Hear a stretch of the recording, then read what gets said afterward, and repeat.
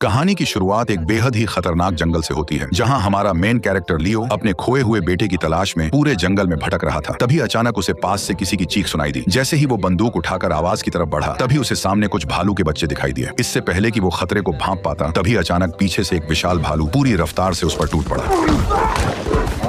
उसने अपने खतरनाक जबड़ों से उसकी पीठ को फाड़ने की कोशिश की, लेकिन जब इसका कोई असर नहीं हुआ तो वो अपने विशाल पंजों से लियो को बेरहमी से नोचने लगा। दर्द से तड़पता लियो जोर जोर से चीखने लगा, लेकिन वह खूंखार जानवर उसे छोड़ने के बजाय बेरहमी से जमीन पर पटकता रहा। कुछ ही सेकंड में लियो की हालत इतनी खराब हो गई कि वो ठीक से हिल भी नहीं सका। तभी भालू ने अपना भारी पंजा उसके सिर पर रख दिया, लेकिन लियो फिर भी बिल्कुल शांत पड़ा रहा, क्योंकि वह जानता था कि जरा सी भी हलचल उसकी जान ले सकती है। थोड़ी देर बाद भालू उसे मरा समझकर वहां से चला गया। इसी मौके का फायदा उठाकर लियो ने कांपते हाथों से बंदूक उठाई और वापस मुड़ते भालू पर गोली चला दी। लेकिन गोली लगते ही भालू और ज्यादा भड़क गया। उसने पलटकर अपने पंजों से लियो के गले को चीर दिया और एक ही झटके में उसने अपने खतरनाक जबड़ों से उसके कंधे को फाड़ डाला। हालांकि गोली लगने की वजह से भालू भी अब कमजोर पड़ने लगा था, इसलिए मौका देखते ही लियो ने तुरंत अपना चाकू निकाला और जैसे ही भालू उसकी तरफ बढ़ा, तभी उसने पूरी ताकत से उस पर हमला कर दिया। लगातार हुए हमलों से अचानक भालू कमजोर पड़ गया और अगले ही पल दोनों तेजी से ढलान से लुढ़कते हुए नीचे जा गिरे और करीब 400 किलो वजनी वो भालू आखिरकार सीधे लियो के ऊपर आकर मारा गया। कई घंटे दर्द में पड़े रहने के बाद लियो किसी तरह रेंगते हुए अपने कैंप तक पहुंचा और काम आने वाला सारा सामान इकट्ठा कर लिया। इसके बाद वह भालू की खाल पहनकर एक सड़ चुकी भैंस की लाश के पास पहुंचा। फिर उसने उसकी हड्डी तोड़ी और अंदर का बचा हुआ मांस खाने लगा। भले ही मांस बुरी तरह सड़ चुका था, लेकिन जिंदा रहने के लिए उसके पास और कोई रास्ता नहीं बचा था। इसी तरह रेंगते हुए लियो नदी किनारे पहुंचा और अपनी बोतल भरकर पानी पीने लगा, लेकिन गहरे जख्म की वजह से पानी गले से बाहर बहने लगा। वह जानता था कि बिना खाने के कुछ दिन जिंदा रहा जा सकता है, लेकिन बिना पानी के ज्यादा देर टिक पाना नामुमकिन है। इसीलिए उसने तुरंत सूखी घास इकट्ठा की। फिर उसने बारूद निकालकर उसका थोड़ा हिस्सा अपने जख्म पर लगाया, जबकि बाकी बारूद घास पर डाल दी। इसके बाद उसने पत्थरों को रगड़कर किसी तरह आग जलाई और कांपते हाथों से जलती हुई लौ को धीरे धीरे अपने गले के जख्म के करीब ले आया।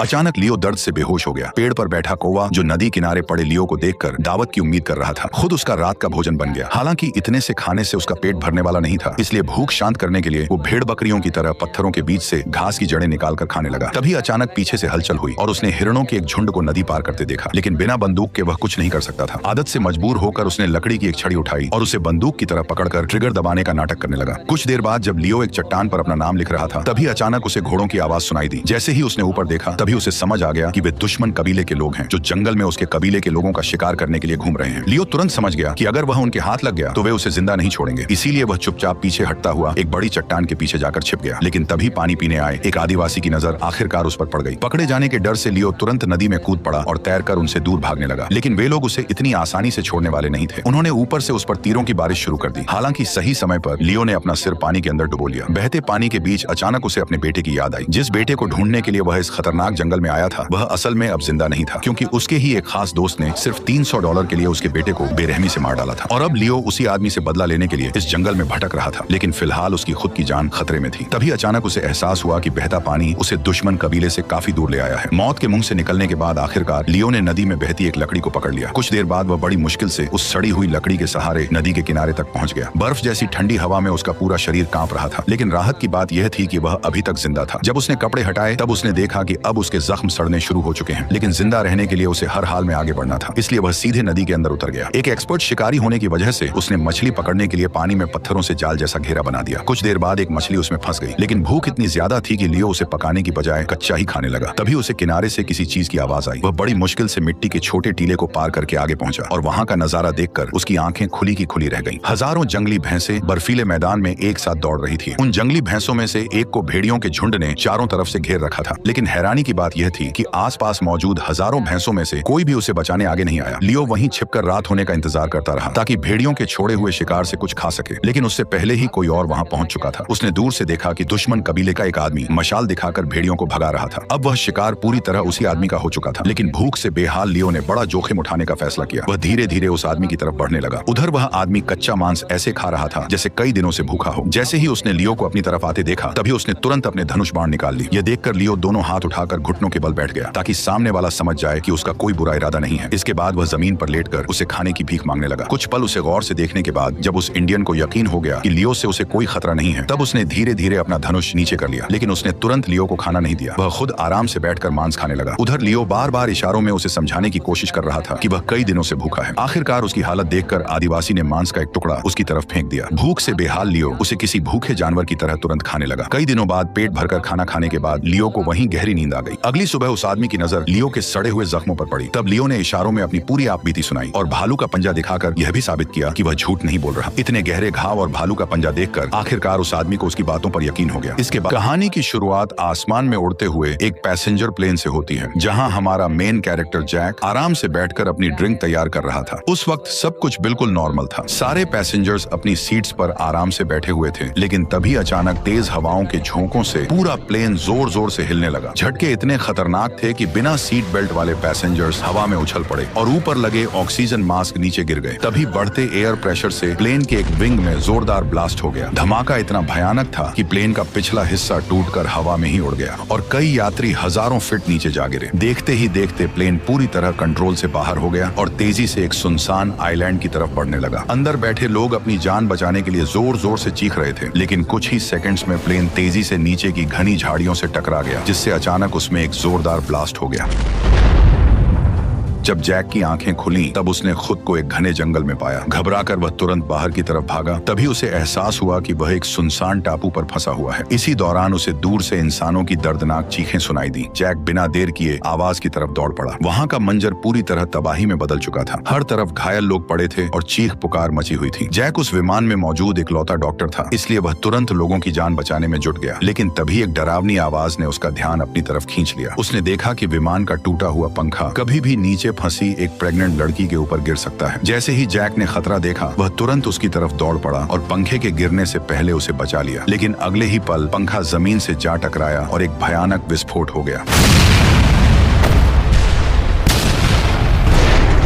अपनी चोट की परवाह किए बिना जैक तुरंत लोगों की जान बचाने में जुट गया। लेकिन कुछ देर पहले हुए भयानक धमाके ने ज्यादातर घायलों को लाशों में बदल दिया था। कुछ देर बाद जैक अकेले जंगल के अंदर चला गया और अपने जख्म खुद सिलने की कोशिश करने लगा। लेकिन चोट उसकी बाजू के ऐसे हिस्से में थी जहां तक उसका हाथ पहुंच ही नहीं पा रहा था। तभी वहां एक लड़की आई और जैक के मदद मांगते ही वह उसके टांके लगाने के लिए तैयार हो गई। लेकिन वो यह देखकर हैरान थी कि बिना बेहोश किए भी जैक को टांके लगने पर बिल्कुल दर्द महसूस नहीं हो रहा था। यहीं से दोनों की जान पहचान हो गई। रात होते ही जैक ने टूटे विमान का पिछला हिस्सा देखकर अंदाजा लगाया कि कॉकपिट शायद अभी भी सही सलामत है और अगर उन्हें वहां से सिग्नल ट्रांसमीटर मिल गया तो वे रेस्क्यू टीम से संपर्क कर सकते हैं। ये बात सुनते ही लड़की, जिसका नाम कैट था, उसे अचानक कुछ याद आया। उसने बताया कि दिन में उसने घाटी की तरफ धुआं उठते देखा था, जो शायद कॉकपिट के गिरने की जगह होगी। इसलिए उसने तुरंत जैक के साथ वहां चलने को कहा। यह सुनकर जैक को उम्मीद की एक किरण नजर आने लगी। लेकिन तभी अचानक दूर जंगल से अचानक एक खतरनाक दहाड़ सुनाई दी।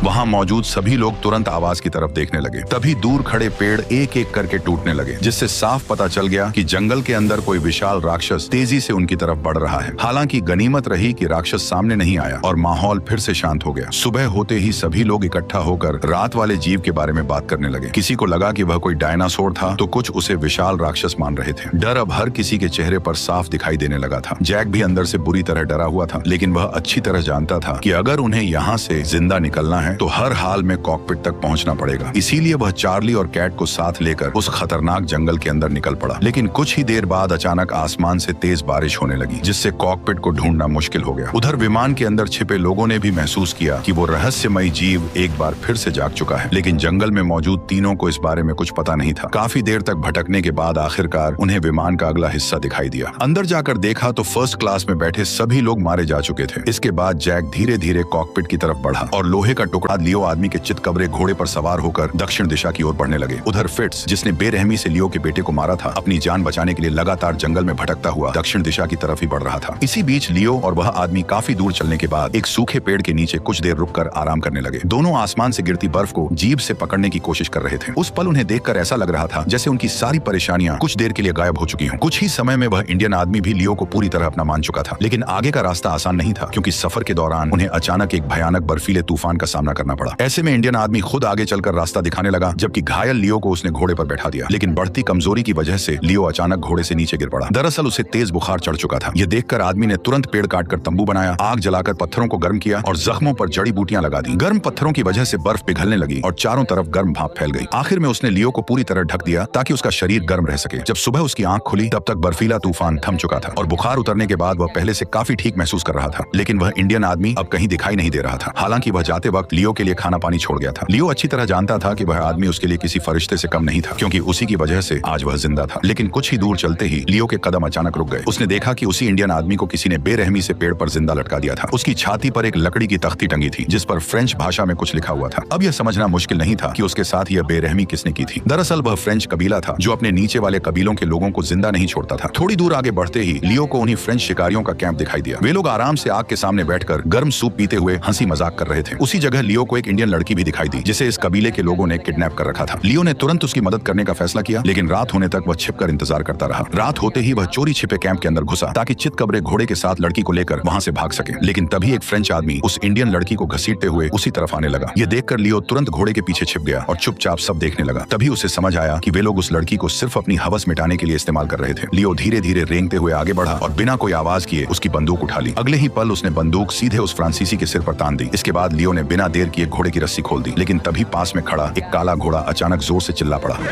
उस आवाज से फ्रेंच लोग तुरंत सतर्क हो गए। वे हथियार उठाकर तेजी से उसकी तरफ बढ़ने लगे। खतरा बेहद पास आता देख लियो ने बिना देर किए फायरिंग शुरू कर दी, जिससे पूरे कबीले में हड़कंप मच गया। इसी मौके का फायदा उठाकर लियो और लड़की अलग अलग दिशा में भाग निकले। काफी दूर पहुंचने के बाद लियो ने पहली बार राहत की सांस ली। रात होते ही लियो आग के पास लेट गया और बंदूक को सीने से लगाए वहीं सो गया। लेकिन उसे जरा भी अंदाजा नहीं था कि अगली सुबह कुछ इंडियन लोग उसी लड़की को खोजते हुए उसकी तरफ बढ़ रहे थे। जैसे ही लियो आधी नींद में आंखें खोलकर उठा, तभी अचानक एक तीर तेजी से उसकी तरफ आकर लगा। जब लियो ने देखा कि इंडियन लोग उस पर हमला करने आ रहे हैं, तभी उसने तुरंत अपना सामान समेटा और तेजी से भागकर घोड़े पर चढ़ गया। वह पूरी ताकत से भागने लगा, लेकिन वे लोग लगातार उसका पीछा कर रहे थे। लियो ने पीछे मुड़कर कई बार फायरिंग की ताकि उन्हें रोक सके, लेकिन वह अकेला उन सभी का सामना नहीं कर सकता था। तभी अचानक सामने एक गहरी खाई आ गई और अगले ही पल लियो अपने घोड़े के साथ हजारों फीट नीचे जा गिरा।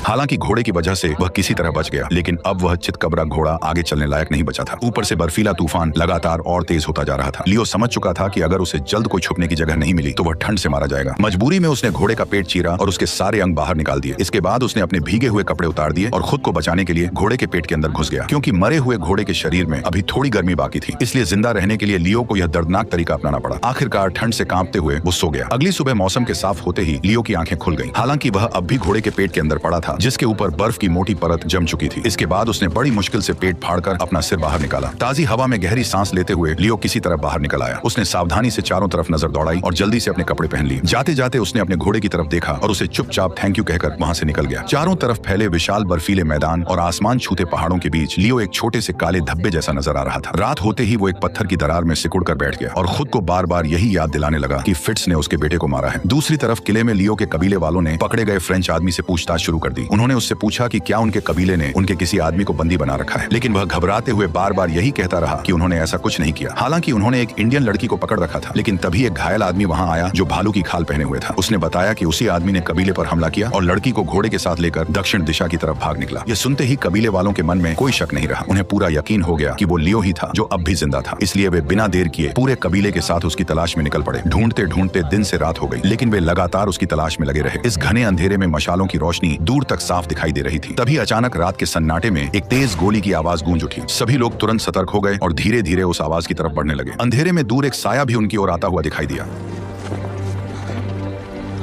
जैसे ही लियो उनके सामने आया, सभी लोग एक पल के लिए पूरी तरह चौंक गए। उन्हें अपनी आंखों पर यकीन नहीं हो रहा था कि लियो इस खतरनाक जंगल में अब भी जिंदा है। सरदार तुरंत घोड़े से उतरा और लियो को जल्द से जल्द कबीले ले आया। वहां पहुंचते ही उसके घावों की मरहम पट्टी की गई। इसी बीच लियो को एक और चौंकाने वाली खबर मिली कि उसके बेटे का हत्यारा फिट्स कबीला छोड़कर टेक्सास की तरफ भाग चुका है। यह सुनते ही लियो का गुस्सा फिर से भड़क उठा। वह बिना एक पल गवाए सरदार के साथ घोड़े पर सवार होकर फिट्स को ढूंढने के लिए निकल पड़ा। घने बर्फीले मैदान को पार करते हुए उन्हें घोड़े के पैरों के निशान दिखाई दिए। लियो ने तुरंत पहचान लिया कि यह निशान फिट्स के घोड़े के ही हैं। इसके बाद वे उन्हीं निशानों के सहारे आगे बढ़ने लगे। वे दिन भर उसका पीछा करते रहे, लेकिन जब रात को आगे बढ़ना मुश्किल हो गया, तब दोनों ने वहीं आग जलाकर रात गुजारने का फैसला किया। अगले दिन वे फिर से आगे बढ़े और एक घने जंगल में पहुंच गए। वहां लियो को हल्की धुएं की गंध महसूस हुई। उसने सरदार को ईस्ट की ओर भेज दिया, जबकि वह खुद वेस्ट की तरफ से ऊपर चढ़ने लगा। दोनों ने अलग अलग रास्तों से खोज शुरू कर दी। थोड़ी दूरी तय करने के बाद लियो अचानक रुक गया। उसे कुछ गड़बड़ महसूस हुई। वह तुरंत घोड़े से उतरा और बंदूक हाथ में लेकर सावधानी से आगे बढ़ने लगा। कुछ ही कदम आगे उसे जली हुई लकड़ी की राख दिखाई दी, लेकिन आसपास कोई इंसान नहीं था। उधर सरदार खुले इलाके में आगे बढ़ रहा था। इसी बीच पत्थरों के पीछे से अचानक एक जाना पहचाना चेहरा बाहर निकला और उसने तुरंत सरदार पर बंदूक तान दी। अपनी जान खतरे में देखकर सरदार ने धीरे धीरे अपनी बंदूक निकालने की कोशिश की, लेकिन अगले ही पल जैसे ही गोली की आवाज गूंजी, लियो तेजी से घोड़े पर सवार होकर सरदार की तरफ भागा, लेकिन जब तक वह वहां पहुंचा तब सरदार बर्फ पर मरा पड़ा था और गोली ने उसकी खोपड़ी के चिथड़े कर दिए थे। उसी समय दूर से जोरदार धमाके की आवाज आई और लियो ने देखा कि बर्फ का एक बड़ा हिस्सा नीचे खिसक रहा था। इस नजारे को देखकर उसे समझ आ गया कि फिट्ज किस ओर भागा होगा। फिर वह सरदार के बॉडी को साथ लेकर पहाड़ की ओर बढ़ने लगा। कुछ दूरी पर एक घाटी पर पहुंचकर उसने एक पेड़ की टहनी काटी और आगे बढ़ता रहा। अब वह पूरी तरह खुले और खाली बर्फीले इलाके में था जहां छिपने की कोई जगह नहीं थी। तभी अचानक फिट्ज ने उस पर बंदूक तान दी। लियो को गिरते देख फिट्ज तेजी से घोड़े पर सवार होकर वहां पहुंचा। जब उसने करीब जाकर जांच की तो उसे सिर्फ एक टहनी बंधी हुई मिली। तभी उसे समझ आया कि उसने जिसे गोली मारी थी वह लियो नहीं बल्कि सरदार था। गोली लगने के बाद फिट्ज किसी तरह अपनी जान बचाकर जंगल की ओर भागने लगा। लियो गुस्से में दहाड़ते हुए बंदूक लेकर उसके पीछे दौड़ पड़ा। थोड़ी ही देर में फिट्ज अचानक कहीं ओझल हो गया, लेकिन इस बार लियो उसे इतनी आसानी से छोड़ने वाला नहीं था। वो सावधानी से आगे बढ़ते हुए एक घने जंगल में पहुंच गया। उधर फिट्ज पास ही एक पेड़ के पीछे छिपा हुआ था और गोली चलाने का सही मौका ढूंढ रहा था। हालांकि घने कोहरे की वजह से सब कुछ धुंधला दिख रहा था, लेकिन फिर भी फिट्ज लियो से छुप नहीं सका। अगले ही पल उसने पीछे से हमला करने की कोशिश की, लेकिन लियो किसी तरह बच गया। निशाना चूकते ही फिट्ज अपनी जान बचाकर भागने लगा। उसी समय लियो ने उस पर बंदूक तान दी। अचानक उसकी गोली भी मिस हो गई, जिससे दोनों के बीच जानलेवा दौड़ शुरू हो गई। फिट्ज जान बचाने के लिए ऊंचाई की तरफ चढ़ने लगा, लेकिन लियो आज उसे छोड़ने के मूड में नहीं था। तभी अचानक भागते भागते फिट्ज का पैर फिसला और वह नीचे जा गिरा और पीछे से लियो भी फिसलते हुए करीब आ गया। घायल फिट्ज अब समझ चुका था कि भागना बेकार है, क्योंकि चाहे वह कहीं भी जाए लियो अब उसका पीछा नहीं छोड़ेगा। कुछ ही देर में दोनों आमने सामने आ गए। फिट्ज ने अपनी गलती समझाने की कोशिश की, लेकिन लियो का जवाब साफ था कि तुमने मेरे बेटे को मारा है, इसलिए अब तुम जिंदा नहीं बचोगे। ये सुनकर फिट्ज ने कहा कि मुझे जान दो, बदले में मैं तुम्हें $300 में से $150 दे दूंगा। ये सुनते ही लियो का गुस्सा और भड़क गया। वह कुल्हाड़ी लेकर उस पर टूट पड़ा और एक ही बार में फिट्ज की उंगलियां काट दी। दर्द से तड़पते हुए फिट्ज ने तुरंत चाकू निकाल लिया। जैसे ही वह वार करने वाला था, लियो ने फुर्ती से उसका गला दबोच लिया, लेकिन फिट्ज ने उसी पल मौका पाकर चाकू उसकी जांघ में घोंप दिया। तेज दर्द से लियो की पकड़ ढीली पड़ गई और फिट्ज ने उसे जमीन पर पटक दिया। अब वह पलटकर चाकू उसकी आंखों में छेदने ही वाला था कि तभी लियो ने बची खुची ताकत लगाकर उसका हाथ पकड़ लिया और चाकू छीनकर सीधे उसके ही पेट में घोंप दिया। हालांकि फिट्ज अब भी नहीं रुका। उसने जोरदार लात मारकर लियो को पीछे धकेला और उसी चाकू से उसके हाथ पर वार कर दिया। दर्द के बीच लियो ने फिर कुल्हाड़ी से जवाबी हमला किया और उसे घायल कर दिया। इसके बाद वह चाकू लेकर उसकी तरफ बढ़ा और पैर पर वार करते हुए उसका गला दबोच लिया। जब फिट्ज को लगा कि उसका मरना तय है, तभी उसने कहा कि मुझे मारने से तुम्हें क्या मिलेगा? क्या इससे तुम्हारा बेटा वापस आ जाएगा? फिट्ज की बातें सुनकर लियो की आंखों में एक खालीपन सा छा गया। तभी उसे सामने से घोड़ों की आवाजें सुनाई दी और नदी के उस पार कुछ इंडियन लोग उनकी तरफ बढ़ते दिखाई दिए। उन्हें देखकर लियो को अपनी मरी हुई पत्नी का वह सपना याद आ गया जो उसने पहले देखा था। उसी पल उसे जैसे सब कुछ समझ आ गया। उसने तुरंत फिट्ज को पकड़कर सीधे नदी में फेंक दिया, लेकिन इंडियन लोगों ने उसे बहने नहीं दिया, बल्कि तुरंत पकड़कर किनारे पर खींच लिया। फिट्ज की दर्द भरी चीखों के बीच कबीले के मुखिया ने उसे वहीं खत्म कर दिया। इसके बाद पूरा कबीला नदी पार करके लियो के सामने आ गया, लेकिन उन्होंने उसे कोई नुकसान नहीं पहुंचाया, क्योंकि जिस लड़की को लियो ने पहले बचाया था वही उस मुखिया की बेटी थी। अब लियो के मन में कोई बदला नहीं बचा था, लेकिन अब वह पूरी तरह उलझन में था कि आगे वह यहाँ अकेला क्या करेगा। तभी उसे अपनी पत्नी दिखाई दी जो उसके सामने खड़ी मुस्कुरा रही थी। उस मुस्कान को देखकर लियो को समझ आ गया कि उसका सफर यहीं खत्म हो चुका है। ठीक उसी तरह जैसे जसकीरत आखिरी पल में मुड़कर कैमरे की तरफ देखता है, बिल्कुल वैसे ही लियो भी आखिरी बार कैमरे की तरफ देखता है और सभी से अलविदा ले लेता है। जिंदगी भले थोड़ी सताई मिले, लेकिन रील बनाने वाली लुगाई ना मिले। प्रदेश में जिला है धार जिले में गांव पड़ता है गोदीशंकर। गोदीशंकर गांव में एक मसाला व्यापारी रहते हैं जिनका नाम होता है देवकृष्ण। देवकृष्ण की 9 साल पहले प्रियंका से शादी होती है। दोनों के बीच सब कुछ बड़ा चल रहा था, लेकिन अचानक से 2020 में प्रियंका का जो रवैया है वो देवकृष्ण के प्रति बदल जाता है। प्रियंका देवकृष्ण से अक्सर कहती है कि तुम तो काले हो, तुम तो मुझे समय नहीं देते हो, तुम मुझे घुमाने के लिए कहीं नहीं ले जाते हो और मैं तो तुमसे बेटर डिजर्व करती हूं। क्योंकि प्रियंका को सोशल मीडिया पर रील बनाने का नशा चढ़ जाता है। सोशल मीडिया के माध्यम से ही प्रियंका की मुलाकात कमलेश से होती है और यही वजह होती है देवकृष्ण और प्रियंका के घर में आपसी कलह की वजह। प्यार इस तरीके से परवान चढ़ता है कि देवकृष्ण अवैध संबंधों की बलि चढ़ जाते हैं। बात 7 अप्रैल की है, तकरीबन रात के 11 बजे होते हैं। प्रियंका ने अपने प्रेमी कमलेश के साथ मिलकर देवकृष्ण की हत्या कर दी। देवकृष्ण की हत्या की सुपारी 1 लाख रुपए में कमलेश और प्रियंका ने मिलकर किसी अन्य कमलेश के साथी को दी थी, जो दोनों मिलकर 7 अप्रैल को एक धारदार हथियार से देवकृष्ण की हत्या कर देते हैं। अगले 36 घंटों में पुलिस मामले का खुलासा कर देती है और प्रियंका को गिरफ्तार कर लेती है। कमलेश को भी गिरफ्तार कर लेती है, लेकिन जो एक अन्य साथी था जिसने हत्या की थी वो अभी भी फरार है। और देख ही नहीं सकते, आप अपने मोबाइल में डाउनलोड भी कर सकते हैं। आगे अपने मोबाइल के